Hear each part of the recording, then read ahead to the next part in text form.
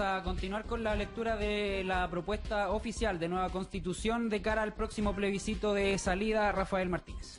Sí, Rodrigo, comenzamos. Artículo 272, número 1. Recibido por la Cámara de las Regiones, un proyecto de ley de acuerdo regional aprobado por el Congreso de Diputadas y Diputados. La Cámara de las Regiones se pronunciará aprobándolo o rechazándolo.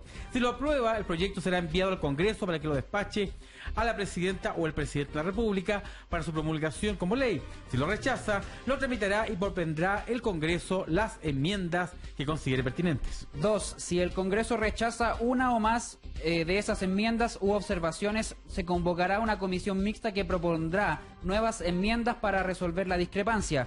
Estas enmiendas serán votadas por la Cámara y luego por el Congreso. Si todas ellas son aprobadas, el proyecto será despachado para su promulgación. Número 3. La comisión mixta estará conformada por igual número de diputadas y diputados y de representantes regionales. La ley fijará el mecanismo para designar a los integrantes de la comisión y establecerá el plazo en que deberá informar. De no evacuar su informe dentro del plazo, se entenderá que la comisión mixta mantiene las observaciones originalmente formuladas por la Cámara y rechazadas por el Congreso, y se aplicará lo dispuesto en el inciso anterior. Artículo 273. 1. En la sesión siguiente a su despacho por el Congreso de Diputadas y Diputados y con el voto favorable de la mayoría, la Cámara de las Regiones podrá requerir conocer de un proyecto de ley que no sea de acuerdo regional.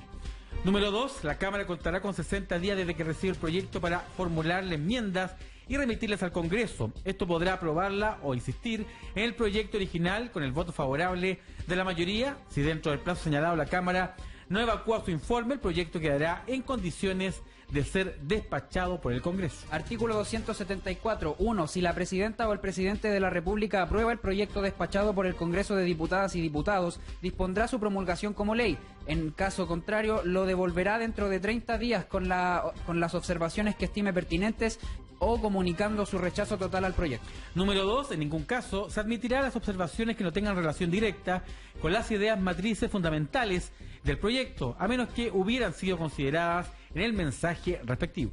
3. Las observaciones parciales podrán ser aprobadas por mayoría. Con el mismo quórum, el Congreso podrá insistir en el proyecto original. Número 4. Si la Presidenta o el Presidente rechaza totalmente el proyecto, el Congreso deberá desecharlo, salvo que insista por 3/5 de sus integrantes en ejercicio. 5. En caso de que la Presidenta o el Presidente de la República no devuelva el proyecto dentro de 30 días, contados desde la fecha de su emisión, se entenderá que lo aprueba y se promulgará como ley. La promulgación debe hacerse siempre dentro del plazo de 10 días, contados desde que ella sea procedente. La publicación se hará dentro de los 5 días hábiles siguientes a la fecha en que quede totalmente tramitado el decreto promulgatorio. Número 6. El proyecto que sea desechado en general por el Congreso de Diputadas y Diputados no podrá renovarse sino después de un año. Artículo 275. 1. La ley que regule el funcionamiento del Congreso de Diputadas y Diputados deberá establecer los mecanismos para determinar el orden en que se concederán los proyectos de ley, debiendo distinguir entre urgencia simple, suma urgencia y discusión inmediata. Número 2. La ley especificará los casos en que la urgencia será fijada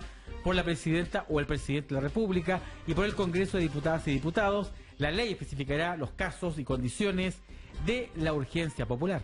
3. Solo quien ejerza la presidencia de la República contará con la facultad de determinar la discusión inmediata de un proyecto de ley.